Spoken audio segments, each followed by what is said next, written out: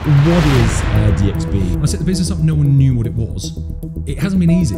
This is by far the hardest real estate orientated segment I've ever been in because there are so many moving parts. Yeah. As a real estate broker, if I'm offering you, I know that I'm giving the best possible service. Natural instinct, or your head immediately goes to get a one bedroom because that's the best investment, etc., etc. It is, but to put it into context, I'm going to teach you no brainer. Thank you. Keep going. I like it. Hi everyone, welcome to the first Emaar Beachfront podcast. My name is Adam, Emaar Beachfront Community Expert. Today I'm joined by Greg, Mr. AirDXB himself. Good morning. Hello, welcome. Thank you. My first podcast. I know, it's exciting. It's exciting. I've done a few of these. So yeah, you're expert at this now. We've literally just been talking for about half an hour and now I get on camera and I'm all frozen up, but it's all right. So firstly, what is AirDXB for everyone that doesn't know? AirDXB, so we are a short let or holiday home management company. So we just deal with everything that no one wants to deal with. So that's taking the property, doing the photography, putting it online with sites such as Airbnb. We then interact with the guests, take the bookings, check them in, any questions they have during their stay. We help them out, facilitate, whether they want additional linens, towels, all of this sort of stuff we can do for them, general guidance on the city, all these wonderful things. And then when they leave, our cleaning team will go in and prepare for the next guest, and then everything in between. So that can be from maintenance, right through to things like interior design, furnishing. We've done, I think we're up to 600 properties we furnished now in 3 years. Wow. So we know what we're doing. And on there's that wrapping as well now. Wrapping as well. Yeah, we got wrapped by AirDXB. So wrapping isn't me doing R&B wrap. Can you explain what a wrap is to the people that don't know? I can do a wrap if you want to do a wrap. If you could do it, please. I mean, come on. Welcome to the AirDXB. Thank you. Keep going. I like it. So wrapped is a plastic vinyl, which is adhesive. Get my words out. That we can put onto any surface. So majority of what we see is things like kitchens, bathroom tiles, doors, window frames. We also have flooring, which is a compacted type of, I won't get too technical into this, compacted type of plastic. So it's laminate, but we can put that down, but at a very, very, very good price, because for our clients, this is all about profitability. So what we don't want to do is overspend on the client's property. So when we talk about the interiors and furnishing, which we'll talk about later on, but then when we talk about things like the wrapping and the flooring, it's a great way of making a property look very new. Yeah, transforming it, right? And not a lot of money. Because this is the thing in Dubai. I mean, obviously we're specifically talking about my baby, my area, Emaar Beachfront, but obviously AirDXB covers other areas in Dubai where the products aren't exactly, well, they're not new. You know, in Dubai, obviously there's been a lot of older buildings, maybe in downtown Marina where the wood is slightly older. Are we seeing that the clients, obviously you have an average of 94% occupancy rate. Do you feel that it's because your units are looking modern? People are looking for that fresh, modern apartment. Yeah, I mean, I'm constantly probably exaggeration. It comes up in conversation is who's your main competitor? Is it hotels? Is it this? Is it this? I said it isn't really hotels because it's a different type of market. It's a different type of product. A hotel can offer certain facilities, can offer room service, all this sort of stuff. You obviously have on-site facilities at a 5-star level.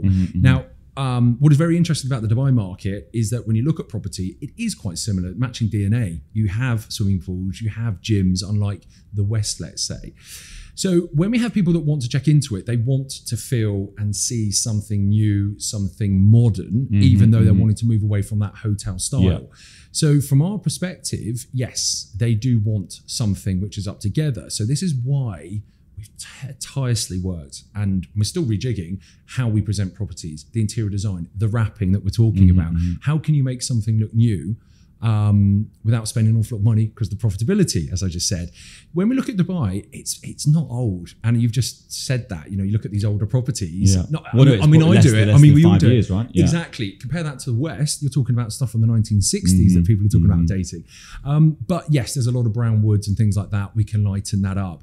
But the market is competitive. When I set up AirDXB, which is coming up for 7 years ago, this coming September, 4,000 properties, give or take, for holiday homes, short lets. Now you're talking 25 to 30,000. Wow, okay. So the competition is fierce. So that means the product, the property, how you're then presenting that is huge. And something I say to my clients, if you ever heard the terminology, a picture speaks 1,000 words, what we do, a picture speaks 1,000,000 words. because a lot of our guests are looking at the photos. They're not necessarily reading the description. In fact, we have ways to know if they've read description or not. Well, it's the thing, isn't it? People, you buy or you eat through your eyes, don't you? And then, of course, you've got the taste. Correct. So it's the same thing. It's catching them with that picture. Exactly that. And so if they're only going to flick through the pictures, then how you're presenting that property needs to be correct. And yes, to answer your question, we have to make sure that these things are looking pretty new and pretty fresh. Yeah. I mean, I did it myself. I went online Airbnb, going to London, which is, I've got to say, the prices in London, in comparison to Dubai, like a lot of people say, oh, Dubai is expensive, but to put it into context, I'm going for this 1-bed apartment in Pimlico. Yeah. No, not the best of areas, but it's okay, central. It's a nice area.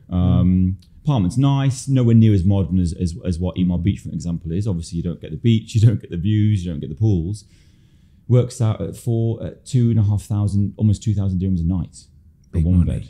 You know, it's crazy. So actually, when you compare, obviously, big cities like Dubai and London, you realise actually when you look at yourself how much money you get. You know, I think obviously living in these areas, we still get used to having the pools, having the beaches, but correct. It's correct. Crazy. I mean, the price point is huge. You see London a lot. You see the density of hotels and distance between them is nothing compared to the city, but you can't compare. You really can't. I believe Dubai has the highest density of 5-star hotels. Not the highest density. This is within a certain radius. Of hotels. I think it's in Asia somewhere. I can't remember which city. Moving on, but that's the highest density of 5-star hotels. So the competition is fierce within the hotels themselves. And then when you start looking at the greater scale, then you start looking at short lets in holiday homes and things like that. Then there's 25,000 units, as I've said. There's competition there. And so your price point will come in at quite a level for people to decide what they're going to do. And so you've got to make sure that your product is presented the right way and your price point is right. And if you look at things like Emaar Beachfront, there's a fair amount of properties there for sure. Yeah, and this is the thing. The next question I'm going to ask is, why is there any concern that if everyone's going to have the same stance as putting on a short term, is there going to be an oversaturation of product? Is there an oversaturation now? No. We're running at 94% occupancy. Dubai is the most visited city on the planet. Here now today, on the 22nd of May, we're running at a 94.1% occupancy, which is mad because this is now low season. Yeah. So, and this is the thing, is a lot of companies are and this is why I think AirDXB has obviously got the proof, because most companies are saying, okay, we're basing on 85% occupancy. This is the dream, what you will get if you were to list your property with us, as in put it on a short term. But then when they get the statements, a lot of the time they're getting 70%. Correct. And we see it because we have people coming to us saying, this is what I was told, this is what I'm getting, what we're doing wrong. We said, right, here's 6, 7, 8, 9 points that you're doing wrong. Right. Okay. We can get it right by doing this. Trial and error, especially for me, for 6 years of doing this over and over and over and over and over. Not your first rodeo. Not first rodeo. And through very difficult times, when I set the business up, it hasn't been easy. When I set the business up, no one knew what it was. So trying to tell a homeowner, don't go into long term and take a check up front, come and do this. Then we went straight into COVID. So we're in a city that functions off travel and hospitality. No one's coming in. No one's coming in. And then we had a year of breathing space. And of course, long-term rents have now gone up, which homeowners are now seeing the pull towards that. So to answer your question, is it saturated? No, because not only have you got the city and the pull that it has for tourism in general, but because long-term rents are now going up, you're seeing homeowners move over to that. Switch, So you could find this as survival of the fittest, because there are several big companies in Dubai that all jumped into this short-let bandwagon after COVID. They've all given up. Yeah. Well, it's hard to manage. And I know several people that have actually been a broker, wanted to do short-term, as in manage the company. But actually, the idiosyncrasies, as I call it, and the detail that you have to do, check-ins, check-outs, everything, it was too much work. So I think it's a bit like the duck scenario. Underneath the water, the legs are going like mental, but on the top, you're looking cool. Yeah, we're trying to look cool. Yeah, I can't tell you enough. And I've been in real estate now since 2000. I was a real estate broker. I still am advising clients. I've done commercial. I specialize in prime, all this sort of stuff. This is by far the hardest real estate orientated segment I've ever been in, because there are so many moving parts. Yeah. You've got companies within companies. I mean, our cleaning team is 60-70. Our maintenance is 30-40. Right? Yeah, and you have heads of, don't you? Because I remember Leanne at one point and you guys were recruiting. This is it. So the interiors division's 15 or 20. Wow. Our guest relations team alone is 12 guest relations. So when you actually look at this, and they're all doing yes, of course, it all marries together, but they're all very different jobs, very it's different situations. It's unique businesses within one umbrella. Correct. So, I mean, it pushes you. And then to add to that, we have over 100,000 guests come through our properties a year now. Wow. 100,000. So you've got all those different temperaments. Expectations, all this sort of stuff. So you're really, really, really having to push. And it's hospitality. It's 24/7. So, everyone talks about New Year's and all these wonderful times. That's when people are taking time off. We're not. That's when we're working. Yeah. And very, very hard. So time off. What is time off? Time off. There's no time off. So it's an. To be fair, I've got to say, like, Greg, you love a holiday. But I've got to say, constantly working non-stop, always available. Always have to be. I haven't had a holiday. What is a holiday? Oh, joy. Abroad. I'm working while abroad. Yes. That's the code. But I haven't taken a day off. Even on my wedding morning, I work 4 hours in the morning. Yeah, Leanne's. On the day of my yeah. So it's a relentless business that requires a relentless amount of attention. And so when you look at what we have to do, and as I said, the proof is there. You've seen companies enter into this segment and go, I don't want to do it. Yeah, I'm out. I think Strada as well.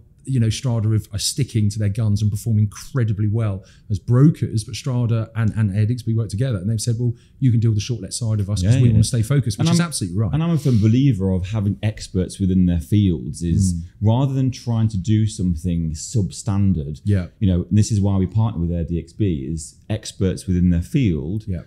You've got that perfect formula working. So actually, let's not try to recreate it. Let's just work with the people that are experts in that field. Exactly. Because actually, by doing so, as a real estate broker, if I'm offering you, I know that I'm giving the best possible service because I'm saying use AirDXB. Exactly that, and you're not being pulled to one side and someone saying that I'm missing a towel. Yeah. Which will take 4 hours out of your day. Yeah. So just AirDXB, get on with it. Make sure you deliver for the client at those returns.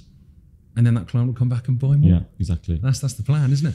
So when you look at, let's talk about EBF specifically. When a lot of my clients, investors, want to enter the Emaar Beachfront market, saying, Adam, which one would you advise in terms of short term is better?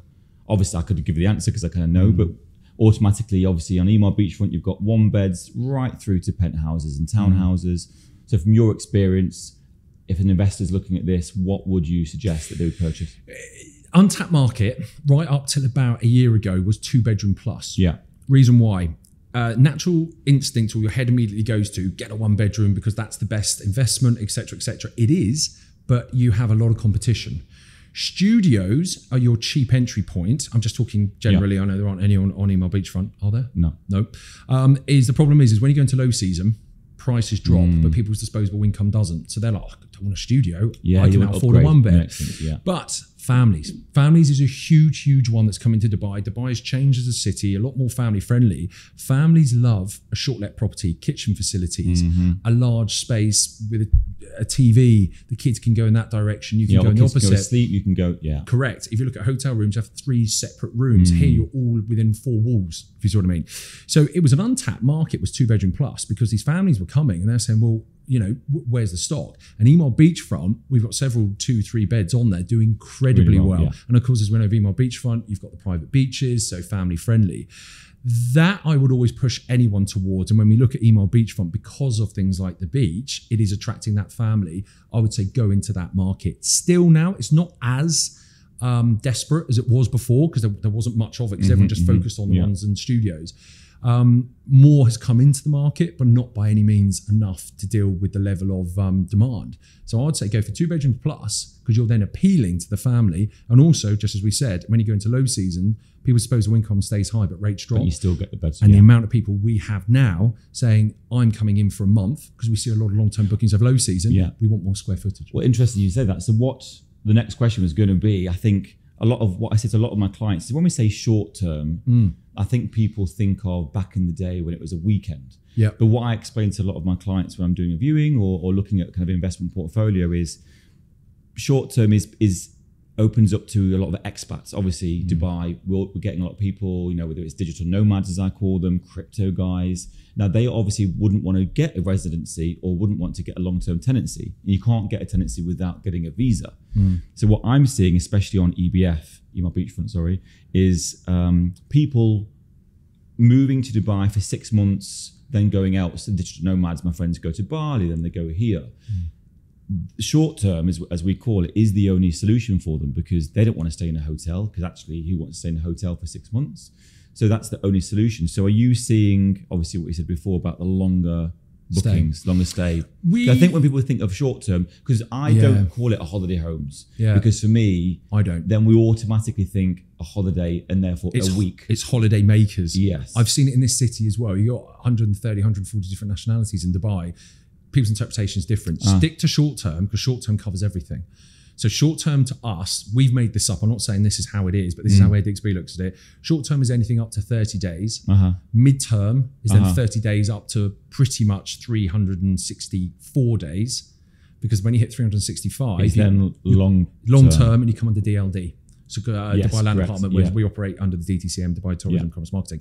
So it depends on the year. Now for us, obviously, and this is an obvious statement, so when you talk about school holidays, New Year's Eve, things like that, you have your shorter stays. So your 5 days, 7 days, etc. And then when we come to summer, they go longer. But the stats are, in high season, 6 days is the average stay for us. And for low season, the average stay is 17.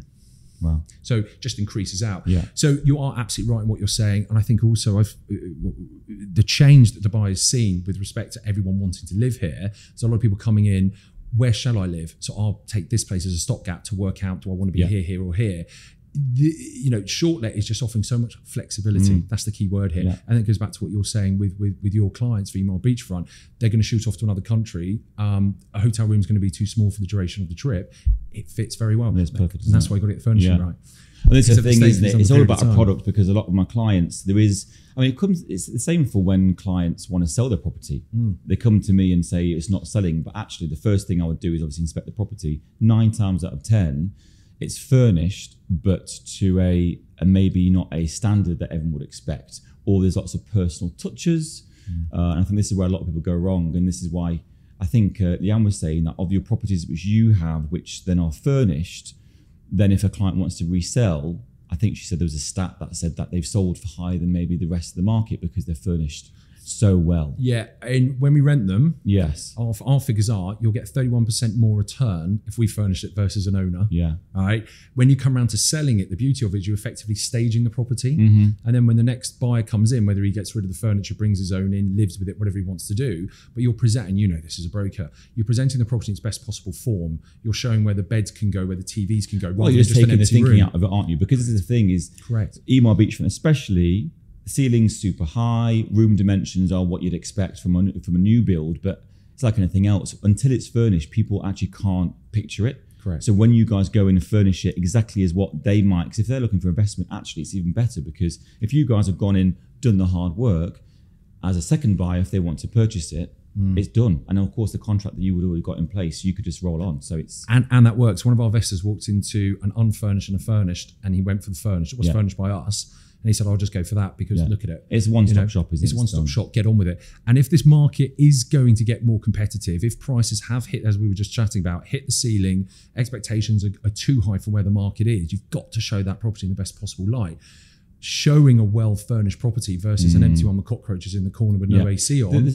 The standards need to change, and I've been saying this to a lot of people, is the prices are the prices. We know that obviously the prices have seen a substantial increase, rightly so. I think back in the day that the prices didn't make sense.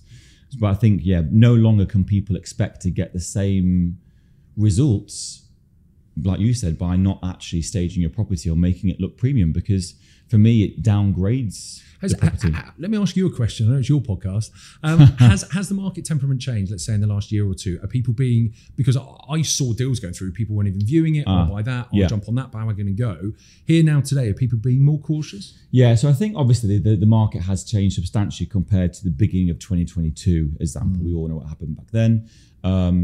And people, their expectations are higher, I think. I think they're happy to pay the prices which people are asking in some places, because if they feel they're getting, especially on Emaar Beachfront, the private beaches, the restaurants on your doorstep, the upcoming mall, the locations, everything, people want to be there. It's one of the most desirable places to live. But yes, people, because there are options in Dubai to choose from, we can't just rely on the amenities. The property itself, as you mentioned, has to be presented in the best possible light and best possible way. So people just have more time to choose.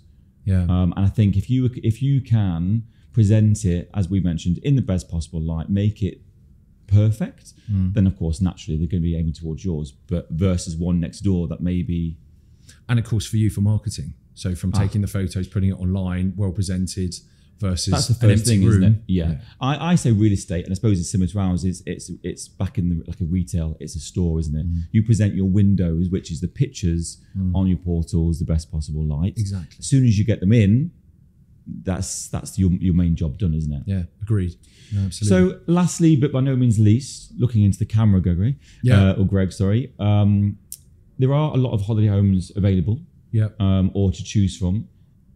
Why should a client choose AirDXB? Oh, many reasons.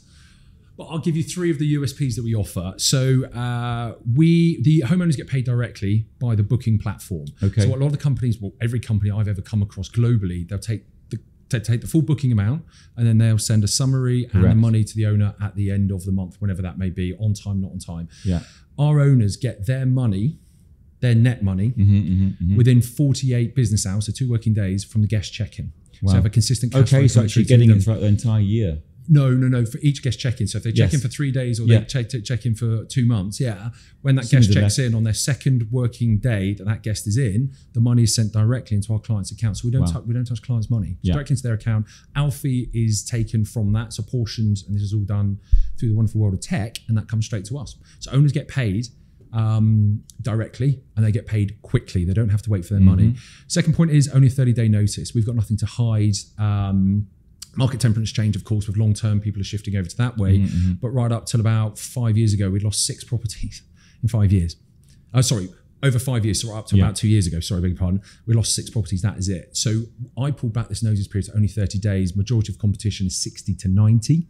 So it's a very big USP that we have. So when you say 30 days, if someone wants to pull out the contract or to sell the property or to take it that. And we're in this market now where people are selling, and this is the beauty of short let. You put a long-term tenant in, as you know, you've got all the different notice periods and stuck and all the rest of it. With short term, it's effectively a chain-free property. And we're working with clients at the moment where we only open up the calendar for the next 30 days.